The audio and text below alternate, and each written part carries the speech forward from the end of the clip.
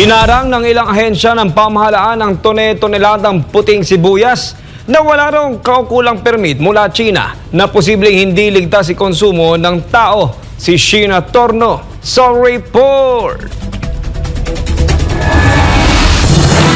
Tone-toneladang puting sibuyas ang nadiskubre ng Bureau of Plant Industry at Bureau of Customs ang dumating sa pantalan sa South Harbor sa Maynila.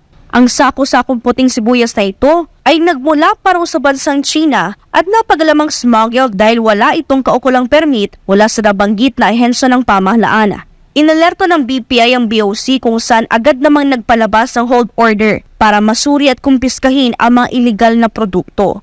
Tinating aabot sa 25 metric tons ng sibuyas ang nasabat na nagkakahalaga raw ng 3.5 million pesos. Ayon kay BPI Director Glenn Panganiban, posibleng iba ang may-ari ng smuggled na puting sibuyas na ito kumpara sa ni-raid noon na warehouse sa Navotas City.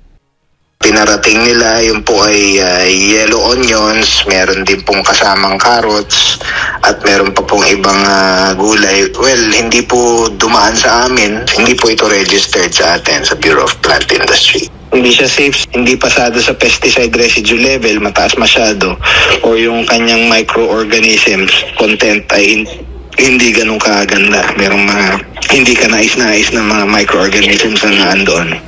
Punto ni Panganiban, tanging yung may importation permit lang ang maaaring mag-angkat ng puting sibuyas. Aminado ang BPI na ipinag-utos nila ang pag-angkat ng 16,000 metric tons ng puting sibuyas na tutugon daw sa pangangailangan ngayong holiday season. Ang estimated po natin na pagdating ng onions to make sufficient yung ating supply hanggang December ay humigit kumulang nasa 16,000 metric tons. Kasi sa yellow onions ang ating consumption monthly is nasa 4,000 metric tons. So from September, October, November, December, so 4 months, so times 4,000 metric tons, around 16,000.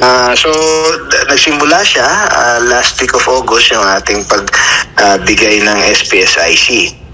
Kasi ang gusto ni SEC, very predictable yung ating supply at saka talagang meron tayong kumbaga buffer hanggang siyempre ito holiday seasons. Sa ngayon, may dumating na raw na 8,000 metric tons na puting sibuyas sa bansa. Makatutulong daw ito upang tugunan ang posibleng kakulangan sa supply ng puting sibuyas na maaaring dahilan naman ng pagsirit sa presyo nito. Nilinaw nito na walang dahilan ngayon na tumaas ang presyo ng puting sibuyas, habang sapat naman ang supply ng pulang sibuyas hanggang sa susunod na taon. Hindi naman. Kasi ang rin natin, Bernadette, by January or early, meron na rin tayong supply. Kumbaga, papasok na yung harvest ng onions natin. Hopefully, huwag nang tamaan talaga ng malaking bagyo o sakuna. May panawagan naman ang BPI sa publiko. Na huwag kayo basta magkukonsumo kung hindi kayo sigurado kung anong inyong binibili.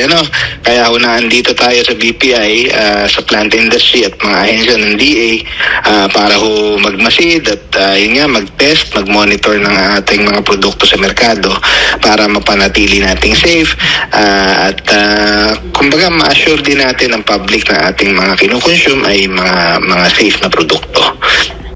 Para sa Diyos at sa Pilipinas kung mahal, ito si Sheena Torno, SMNI News.